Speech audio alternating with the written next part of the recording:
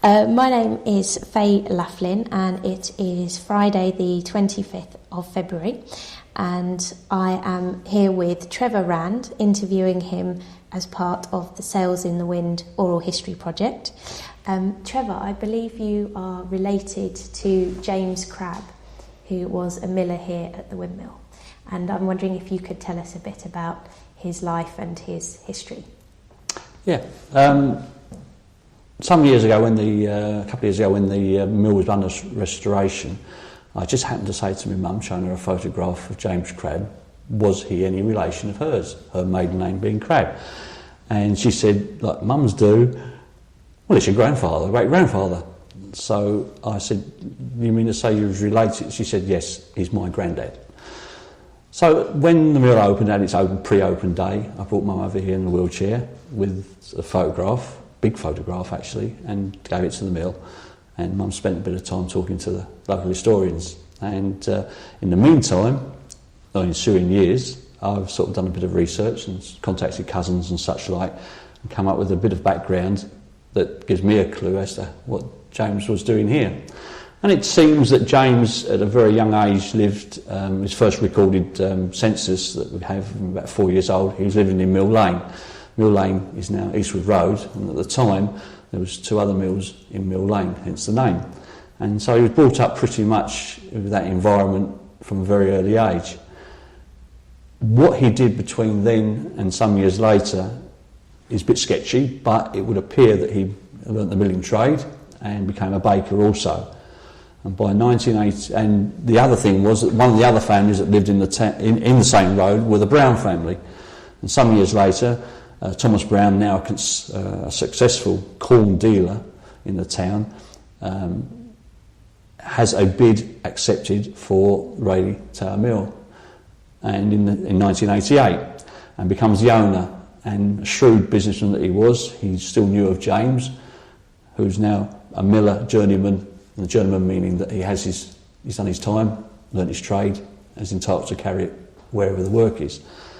And baker, and brings him over to Rayleigh, reunites the family and the two families, and he works for Thomas Brown from about 1890 something. James is also not only in charge of the mill, there is also other workforce here which are making bricks, and there's cottages being built, and there's obviously the corn is not the only thing that's milled here, animal feed also. James, by 1906, now has become he's 57 and he's finding the work extremely heavy. He obviously has done his time, and he's probably now only working from one floor, putting strings and ropes and levers, and probably having two others working with him. The youngest one will do all the running up and down the stairs, and he will have somebody else learning the trade and probably doing a lot of the heavy work. But by 1906, he's had enough, and his health is not good enough for him to continue, so he retires. The next record we have is of 1911 census of him living at number 1 Mount Pleasant Cottages, which are still there at the top of London Hill. And later on, his last few years, he's now a widower, and his family have all moved on, and presumably he's lacking any kind of income, and he spends his last few years in the workhouse, living in the workhouse in Rayleigh, which was situated next to Fern House, opposite the church. It was a single-storey wooden building. How many were resident, I don't know, but I know that his last days were there. But prior to that, he'd been very active in the town. My grandfather was born here. He records in one of the newspaper interviews that he remembers even joining his father on the horse and cart, delivering bread from as far away as Canvey and Vange. And when you think how much we spend in our cars and how far we think those places are by car, horse and cart must have taken all day. And a very bumpy ride. And a very bumpy ride with no tarmac, exactly right. And of course, also there wouldn't have been a bridge on Canvey either. It would have been low tide crossing. So there's all those kind of things to take into account. James also saw through the last power of wind on the sails and to the first mechanical operation. Although steam seems to be one of those euphemisms that it appears that either it was oil initially and later on electric. So James's sort of time here was quite successful, probably because Thomas was a successful businessman anyway and didn't have to service a mortgage, which a lot of the other owners seem to have done. And it appears that the period of the two of them working together at Rayleigh Mill was quite a financially successful time. That's about my knowledge of James here. Do you know anything about him, what kind of a man he was? Well, for one thing, he wouldn't have spoken estuary English like I do. He would have had a soft Essex accent. Most people don't know have heard of that before, but if you can ever say Bicknaker, as it's spelled, and not as it's most of us say it, Bicknaker, you say Bicknaker, you can pretty much say what Essex accent was. And he would have spoken like that. He must have been quite a strict man, because my grandfather was strict, especially with his daughters, my mum included. Very Victorian and probably very, very tough person to work for. But then again, successful men usually are tough to work for. Yes. You're a local man. I was wondering if you'd like to share your recollections of growing up around the windmill. Yeah, Dad's family also, at a similar time as James was in the town, were nurserymen, and so he was brought up in the town, and by the time he was about 14 or 15, he was already an apprentice with the Gaslight and Coke Company, which was based on Crown Hill. Then it was known as Crown Lane, which annoyed my mum no end, because her address was Crown Hill, Dad lived in Crown Lane. So Dad was an apprentice as gas fitter. After the war, he returned to work there and married in 1945. I arrived a year later, and although at that time, because of shortage of housing, we were living in Westcliff, we returned to Rayleigh in 1949. The showrooms, as was for the Gaslight and Coke Company, has now been converted out of necessity for shortage of housing into a dwelling. The North Thames Gas Board, as it is now, because it's nationalised, has moved to Rayleigh High Street, the showrooms being the bay window shop in Rayleigh High Street. The yard is still operational, although it's not producing any gas now. That has moved now to the other side of the railway line, and the gas fitting and road maintenance for gas mains is operated out of the Crown Hill yard. Dad is now 24-hour emergency service. One of the few people in Rayleigh had a phone at the time, although we weren't allowed to use it socially. Very strict on that was Mum and Dad. Dad just shared that particular 24-hour post on a rota basis with two other chaps, and they rode and shared a motorbike with a big sidecar with all the necessary equipment inside it. The dwelling became part of Dad's wages, and was obviously a reduced rent to accommodate the fact that he was also considered to be the 24-hour night watchman as he lived on site. So I was brought up pretty much around the people that worked in that yard, some of which I still see some of the children my age, because of the company Christmas parties, etc. We always got together in sports days. But of course also that means that I live right opposite Rayleigh Mount. This is now at the top of Castle Terrace, which at that time was just an unmade road. My friends lived in Castle Terrace, and my childhood was just an adventure playground on Rayleigh Mount. Everything from cowboys and Indians to stuntmen. shoes full of water out of the moat that stank to high heaven, taking newts home every time we went up there, never short of a jar with a newt in it, and loads of horrible weed. But we had long summers. They seemed to be endlessly warm, and we spent all our time over there. But of course, once we got to the other side of the mount, which there wasn't any part of it we didn't know, the mill is now looming over you, and obviously it's active. My personal recollections of the mill operating are very limited, because by this time there's no sales, and it appears that there's more lorries in and out of there than actually grinding. But of course, recollections as a boy is very difficult to sort of really put into context as to what was happening. But I knew it was there, it was active, and yes, I even know now of people that had actually either been into the mill or worked at the mill. One lady being Rita Rhodes. At the time I knew her, she was Rita Church, and she was a young girl that lived next door. She lives in Crown Hill still, and returned to the town only just a few years ago.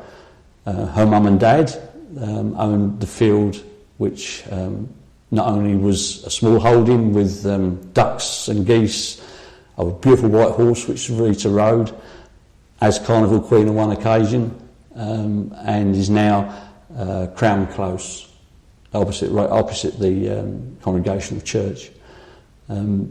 The whole of Rayleigh, really, at that time, as a young lad, as a boy, was just houses interspersed by fields, and slowly these fields became, as we knew them, as brick fields.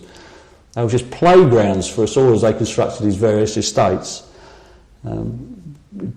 I can truthfully say the childhood was one big adventure, really, out of school. School wasn't such a lot of fun. Never really enjoyed school at all. But having said that, I was also unfortunate, being born in 46, the baby boomer, that there was no school other than the Love Lane School, and the secondary modern school, as it was known then, had only took from 11 pluses. So by the time I'm 7 years old and going into junior school, there is no classrooms available, and I spent my 4 years of junior school in various church halls, being the Cayley Hall, the Salvation Army Hall, the church hall at the Baptist Church, and a demountable, which is now part and parcel of the secondary modern school at Fitzwymark. So my contact with the actual school during those 4 years was nil, nil to negligible. But we got there, and by now I'm heading off towards off to senior school, and my interests go off, and as always with adolescence, to the 1960s. There was one or two things that when you talk about 1960s that suddenly come to mind, apart from the fact that like your entertainment was limited in the town, and as it is now. There was Speedway, which was a regular visit for us all, and although we were too young to attend it, there was the dances in the Crown Hall, Crown pubs, dance hall at the rear. Later on became a bingo hall, but at the time, the names that appeared at that hall on there doing their pub rounds, as they all did, the bands, were numerous. They start with Joe Brown and the Brothers, Shane Fenton and the Fentones. He became Alvin Stardust. Johnny Kidd and the Pirates. These were all the late rock and roll, late 1959, 1950s, early 60s bands before we go into what has become the Beatle era. But so Rayleigh wasn't quite as quiet as people might like to think. Attendances at the Saturday morning pictures was another thing that no kid in town ever missed. We realised as we got older it was not quite the salubrious place we thought it was as youngsters, but it was something you always did. The shops in the town were all privately owned and no multiples like they are now. Even the slaughterhouse in Webster, which is part of Webster's Way now, the King George's playing field was Webster's Meadow. It's because it was donated to the town by the Webster family, and there's so many other elements of the town that you can understand why they disappeared at the time, because they were old houses or old buildings, basically shiplap style buildings that were probably with precious little in the way of foundations, and by today's standards we would have restored them. In the 60s they were falling down, and unfortunately my era said go ahead and do it. I regret it now, along with everybody else of my age, but the town has changed to what it is now, and probably will continue to do so, because it is a commuter town, and people come to Rayleigh, travel to their work and come back to Rayleigh and seem to stay in Rayleigh. And you've got to be proud of Rayleigh for that very one thing. It's a place to stay. And so what do you think about Rayleigh as it is today? How would you describe it? It's a town that's, having been a volunteer for a while, and you can't deny the fact that being a Rayleigh boy, you become more and more proud of your town by the fact that you've got your own personal history. But the more people I talk to, the more people have their own personal history. It may be a lot shorter than mine, but they're here because their mum was here, or they visited an auntie here, and it's a place where it's a place that has a heart, and people stay with it. And although it's changed, there's lots of people in the town now that are keen not to let it become a metropolis, and to retain its traditions. And you can feel people trying to bring back some of the traditions. That's not least the local churches with their free family days. Because when I was a child, every school had its school fete, and the big one was always Love Lane's fete. That often used to coincide with Carnival Day. Kids my age were expected not to be in the carnival. You didn't not go. My mum did not leave you out and not do the horrible fancy dress that you hated for the rest of your life. But you were all part and parcel, because it's always been a community town. It's turned the corner, and it's coming back to that, I believe. There's lots of people that see what a community really means, what the name community means, and are bringing it back to that stage. And fortunately we have a town council or parish council that understands that and represents us, and is active, and that goes a long way. Would you like very profound. Is there anything else you'd like to share with us? The family name of Rand, again, has been involved in the town for quite a long while. Again, at the same time as James was milling here, my grandfather, William Henry Rand, great-grandfather William Henry Rand, brought his family back to the area.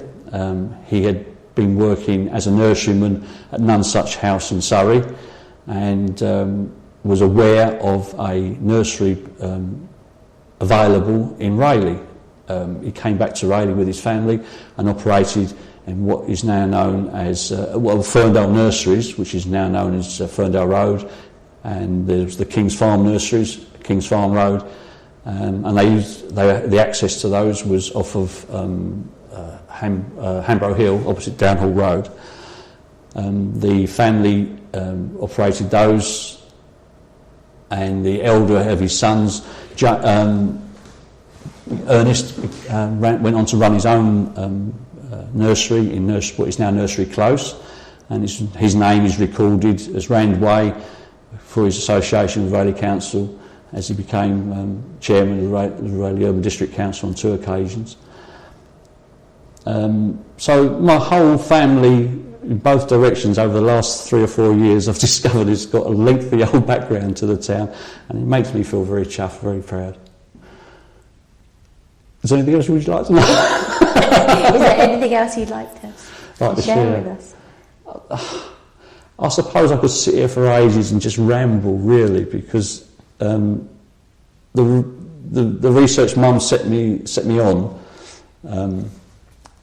was one of those open one door, and instead of closing it behind you, find there's two more in front of you. And I recommend to anybody, if you've got the chance, give yourself the opportunity to start digging, because when they say on the TV, who do you think you are, you'd be amazed who you are.